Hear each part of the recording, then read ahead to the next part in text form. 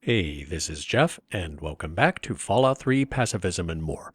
I think I discovered why some people see creatures spawn in Canterbury Commons and others don't, which is why I'm dragging this scorpion out of town.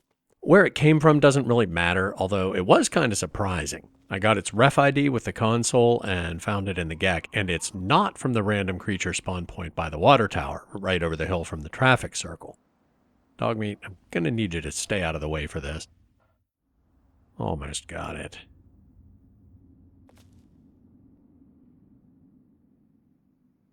There we go. Anyway, it turns out it's from a spawn point on the road between the scrapyard and Canterbury Commons. Apparently I aggroed it on the way here after I hired Dogmeat. It typically wouldn't follow you that far, so I'm guessing we got close enough to town that it re-aggroed on someone else and gave up on us. Probably not RL3, even though he hangs out at the traffic circle, because if it had gotten into a fight with him, he would have slaughtered it. Maybe more likely, it got a glimpse of the Mechanist and his robots on the way back to their lair, and they're set up to ignore everything on the way, just to make sure they get where they need to be for the next stage of the quest, so they wouldn't have engaged. But that might have been close enough for it to see Dom or Machete patrolling and follow them into town while I was looking for Joe Porter. Alright, I need to concentrate. This thing feels slightly heavier than a human body with the grab key, and you can't lift it off the ground, so dragging it over obstacles or even cracks in the pavement is tricky. Downhill, we're rolling now. Anyway, wasteland creatures that are set to periodically respawn don't respawn at the location where the designer placed them in the GECK. They respawn wherever they are, dead or alive. And speaking of which, where are we? Good. Not much farther to go. This guy's spawn point is in one of the pastures way down that road to the west, and we could take it back there, but I had a better idea. The point being, if we left this where they killed it, every 3 days a new random creature would spawn in the middle of town. The same thing could easily happen spontaneously with creatures that spawn by the water tower without the player even being involved, because they frequently get into it with caravans when they pass through, and the combat could spill over into the downtown area. Don't get stuck again. Now I'm stuck. Oh, we're here. Good enough then. With the Enclave transponder, these guys aren't hostile to me, and anytime it respawns, they'll kill it before it can cause any trouble. And yes, I could have just done that with console commands, but where's the challenge in that? Now, back to town before I forget Dogmeat. This is a good example of what I was talking about last week, the difference between a follower's wait timer expiring and firing them in person. Dogmeat, the only one who can't tell you where he's going, you tell him where to go. But like RL3, if his wait timer expired, how would you know that's where he went? And something I forgot about Fallout 3, the timer doesn't run if you tell them to wait inside your house, so they'll stay there forever. Either one, the Megaton house or the 10-penny tower suite. But they're still just waiting, they're not fired, so you can only have one there at a time. Unlike the Lucky 38 in New Vegas or your settlements in Fallout 4 where your whole crew could hang out. Alright, let's go, Dogmeat. And speaking of 10-penny tower, I had a major dilemma about what I was going to do this week. I mean, I'm going to take care of the AntAgonizer and the Mechanist for Uncle Ro, but there's a clue that gives you an automatic persuade option with the AntAgonizer. Unfortunately, that clue is in a dungeon that's swarming with ghouls, so we'd really need the ghoul mask to pull that off without burning through a ton of stim packs, and diverting to get the ghoul mask would be a bit of a stretch to chalk up to Luz's psychic powers. More importantly, I have a new feature planned for the 10-penny tower quest, and it's not done yet. So, no ghoul mask, no clue. Well, not that clue, but there are others we can get. Which brings me to another dilemma I had. There's a clue that doesn't guarantee success with the AntAgonizer, but does unlock a speech challenge, and you get it from Joe Porter. I turned off clipping and found him, and sure enough, he was dead under Uncle Ro's house. As a rule, I never reload a save or cheat to erase the consequences of my own bad decisions, and if a monster I led into town killed somebody, I'd normally let that stand. But because of that glitch where he was stuck in the pavement, he couldn't run or fight, and that's not my fault. So I used console commands to resurrect him and get him unstuck. One of the traders told me she sounded like a girl he used to know. Girl's whole family was wiped out by ants. not long before she showed up here. But they never found any trace of her body. Said her name was Tanya Kristoff. That might just be our little antagonizer. My nephew Derek might know more about them. I swear it's all I can do to keep him from running into the fight whenever they come out. He might know more about where you can find them, but don't encourage the poor boy. He's had enough close calls. I knew the Mechanist back when he was just a normal hero. He used to be called Scott. Then he fixed up stuff around town. But one day, the Antagonizer killed his favorite robot, and I told him he ought to fight back against her like a real superhero. Ever since then, he's been up on his forge and the back of the robot shop on the hill, working to protect us all from the Antagonizer. By the way, if you want to get the clue that makes this a sure thing, it's in Hubris Comics.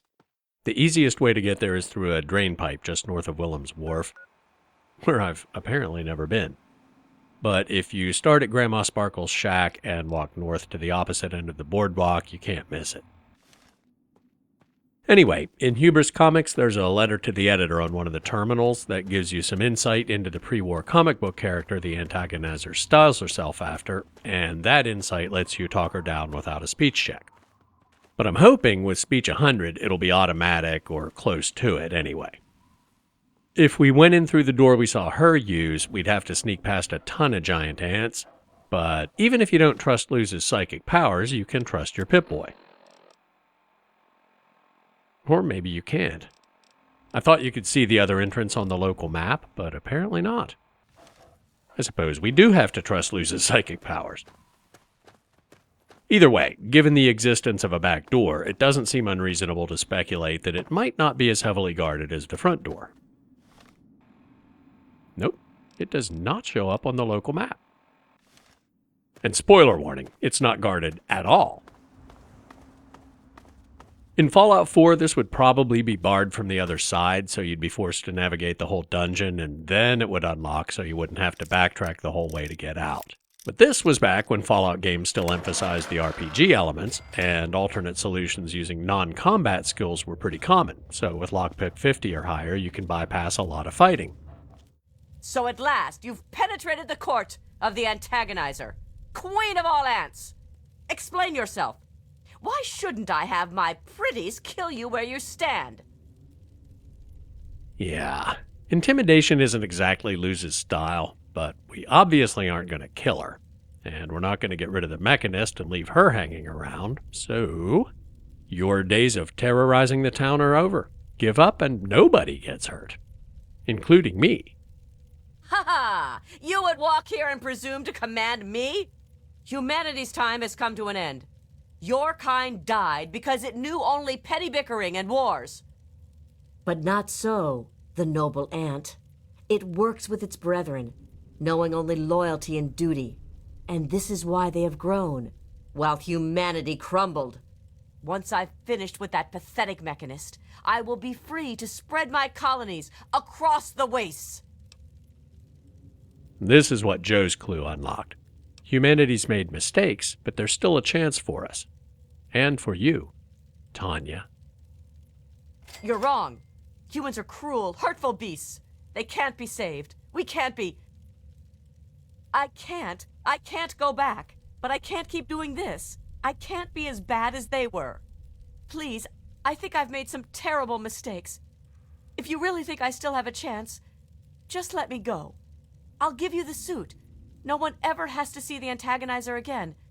Just please, let me have another chance. Of course. Good luck in your new life. Thank you. I don't know how I can just thank you. You're not gonna take this quantum? Mind if I... Thanks.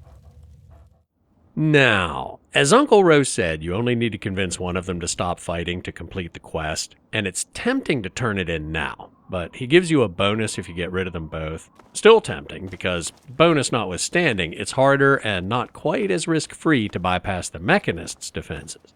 But there's something completely unrelated that I want to do in Canterbury, and we'll need a lot of money for that, so I'm gonna go for it. Stay here, boy. Don't move until I get back. There's no back door to the building, and there's at least one robot that patrols near the entrance, so we need to be sneaky. Yeah, there's a robobrain right there. And I don't remember the difficulty level of the lock on the elevator, so if we can't pick it, this might require using a stealth boy. Only hard. Excellent.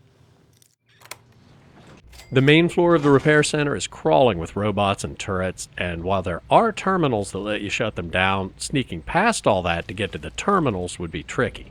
But much like the Antagonizer's escape hatch, that elevator brings us straight to the Mechanist's inner sanctum.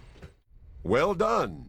You have defeated the vile Antagonizer, and you've brought back her suit so that we may destroy the last taint of her villainy. Hand it to me, and I'll make sure that no one else can ever bear the mantle of the foul Antagonizer. Wait, first let's talk about what you've been doing. Quickly then. Evil never pauses to contemplate its actions, so I see little reason that we should either. And he has a Black Widow option, so we don't have to pass a speech check to convince him to stop. Darling, your fighting is scaring the whole town. Won't you stop for me? Is that true? Have I really become a threat to the town? Do you really feel that way? I guess I could just give up my suit and stop being the Mechanist. But I couldn't face the town after causing that much trouble. Here, please, take the suit. I don't want to think about it anymore. And that's it. Of course, we will be looting his lair before we leave.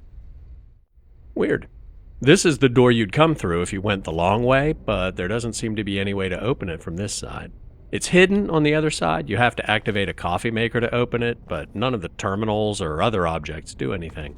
The back of my mind says the robots go with him or power down when he leaves or something, and if it's safe, I want to show you the door, because it has the most elaborate opening animation in the game, even cooler than a vault door. Sneak, in case I'm wrong. Looks like the robobrain is gone. That's a good sign. All right, go check out the door and do some more looting. No, wait. That's a lot of red on the compass. Nope. Apparently it's just the one in the lobby, so you can leave without incident, but the ones in the workshop are still active. Oh well. That's grand. I do believe it's fair to say you've saved Canterbury. And unlike that Mechanist, you did so with significantly less stress all around. Now, I do believe this is our agreed-upon payment for your fine services rendered, and a little bonus as a special thank you. You're very welcome. I need to get going. Bye. And we level up. We'll put 20 points in barter to get better prices when we sell loot. 2 points in medicine just to make it a round number. 1 point in science so we can hack hard terminals without carrying around the lab coat. And for the perk, rad resistance is nice, but it's just not as important since we bought the infirmary upgrade.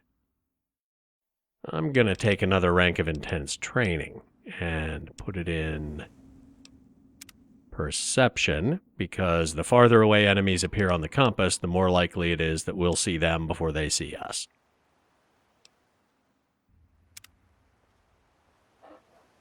And I saw we gained karma twice, so we're probably back up to good. Yep. Time to rob our new friends. Hi. How are you today? Later. Forgive me if I get deep about what might superficially appear to be just a silly side quest, but I think there is more depth than most people give it credit for. It could be interpreted as an allegory for collectivism versus individualism, and surface level, it might seem to come down on the side of individualism, since the Mechanist is the hero who toils in solitude to face a threat that others can't, or won't, and the Antagonizer is the villain, whose admiration for ants is based on ideals like loyalty and duty, which sound great on paper, but are really just euphemisms for conformity and rigid caste structure. And her assertion that ants are superior because humans are consumed with war is even undermined elsewhere in the game. There's an unmarked quest in Shalebridge where two different species of ants are engaged in a war. But I don't think that's the message, or at least not the whole message.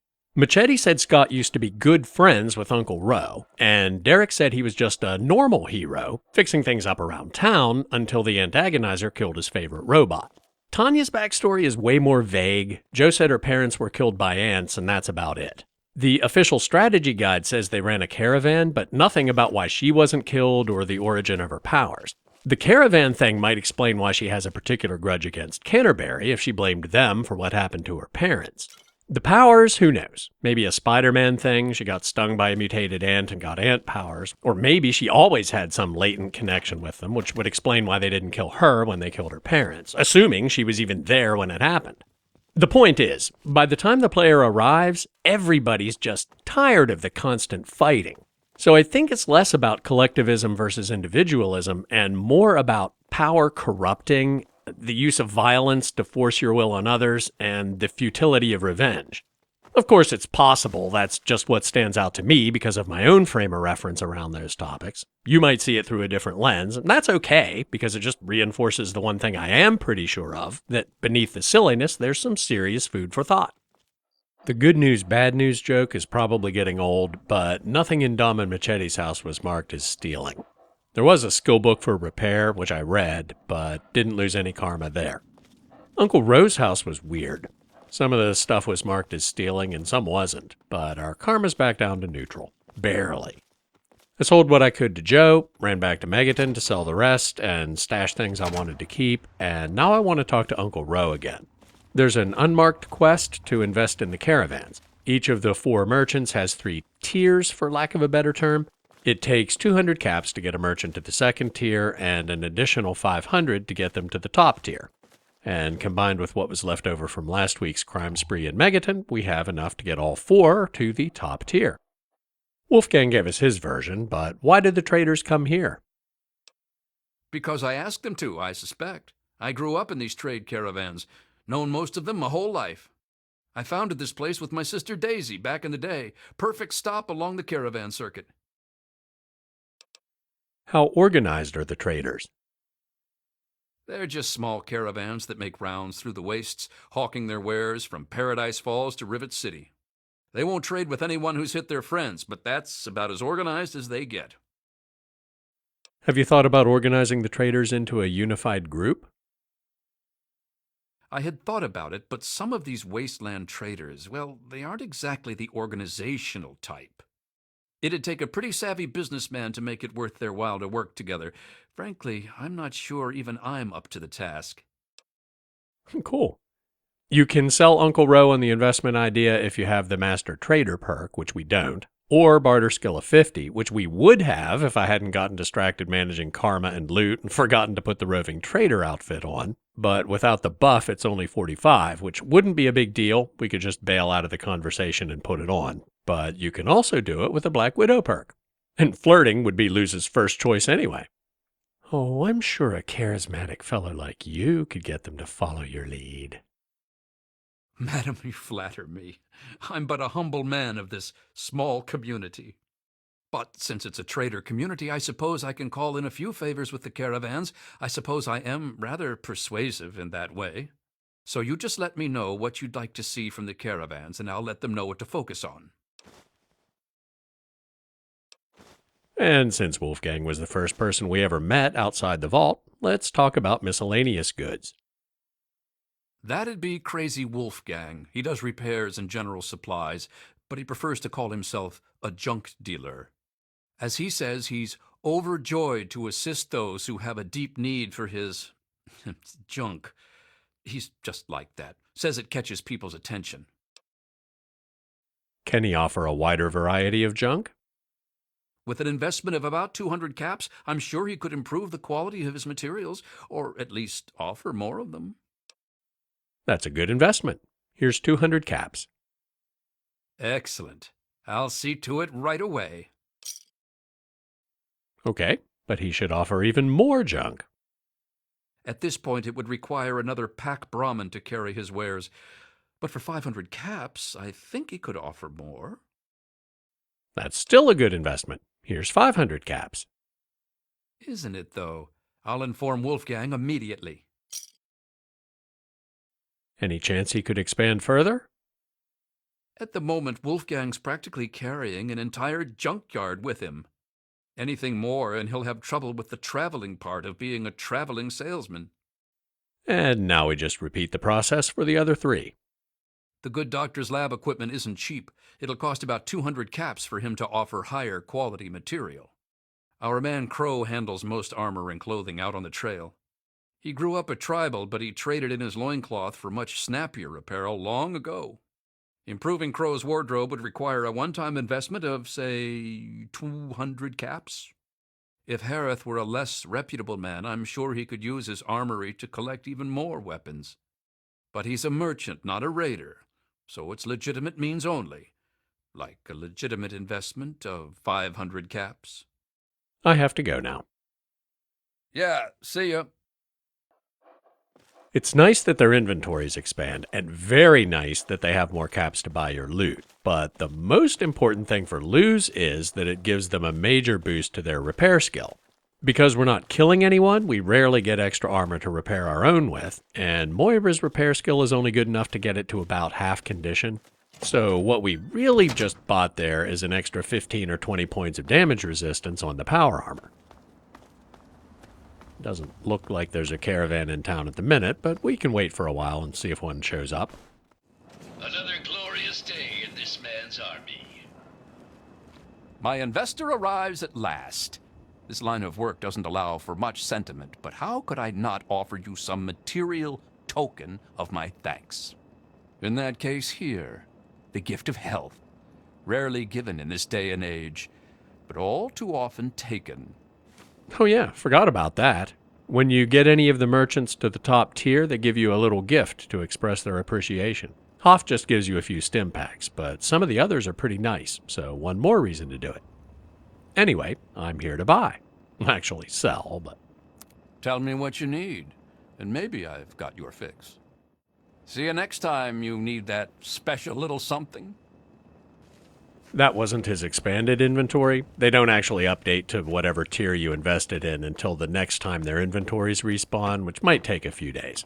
Now, Luz still hasn't worked up the nerve to tell Elder Lyons the Enclave stole the GECK, and we do have some loose ends to tie up elsewhere, but I don't want to start any major side quests that we wouldn't have time to finish today, which might make this a kind of short episode. There are no new mod features this week because the Superhuman Gambit is one of the side quests that already has a specific pacifist solution. It's not as cut and dried as, say, Trouble on the Home Front that it's the optimal solution, but it's clearly an option they designed for, so no need to embellish it. But I will show you how I figured out where the radscorpion came from.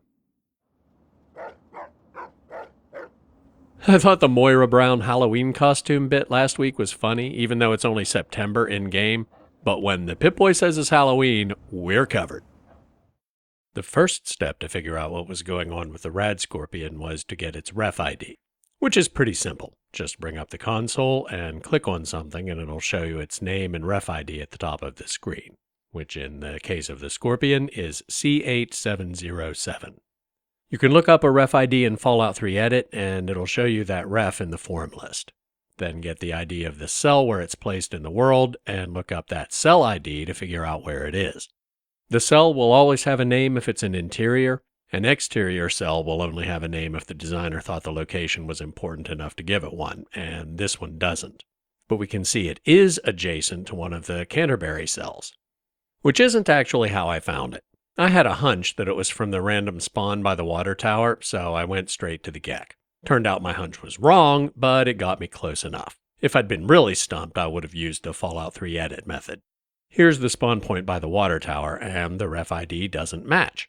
It's this creature marker because it's a random spawn, not a specific type that the GECK would know how to render, just like what we saw with the leveled super mutant that glitched into the drain pipe of Project Purity.